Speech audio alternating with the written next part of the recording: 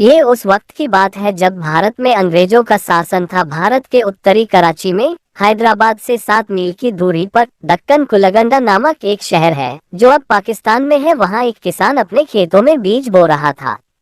सुबह हो गई थी।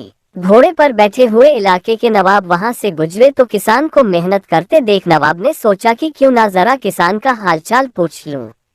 वो घोड़े से उतरे और खेत के किनारे पर पहुंचे और किसान से पूछा, क्यों भाई, तुम खेत में इतनी मेहनत कर रहे हो, कितना कमा लेते हो?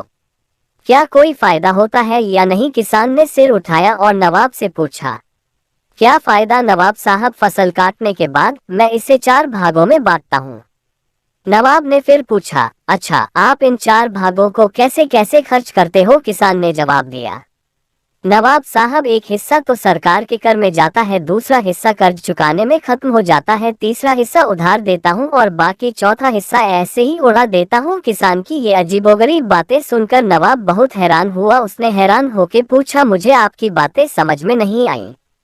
मुझे अच्छी तरह से बताएं। आप उधार चुकाते हैं और कर भी देते हैं, पर ऐसा कौन सा कर्ज है जो आप हर फसल पर चुकाते हैं? और फिर वो कौन है जिसे आप हमेशा उधार देते हैं और फिर 1/4 हिस्सा आप ऐसे ही उड़ा देते हैं? किसान ने जवाब देते हुए कहा, नवाब साहब, सच तो यह है कि मेरे पिता ने एक साहूकार से पैसे उधार लिए थे।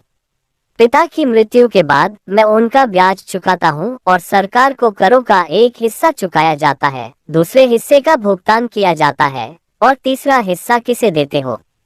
नवाब ने पूछा। किसान ने कहा, मैं इसे अपने 2 बेटों पर खर्च करता हूँ ताकि वे बुढ़ापे में मुझ पर खर्च कर सकें। नवाब ने पूछा, और आप इस हिस्से को क्यों बर्बाद करते हैं? किसान ने कहा, मेरी भी एक बेटी है। आप जानते हैं कि आजकल दहेज के बिना कोई शादी नहीं होती है और दहेज एक बेकार की रस्म है। चौथा भाग मैं इसे उसके दहेज के लिए रखता हूँ। मेरी नजर में ये पैसा पैसे की बर्बादी है।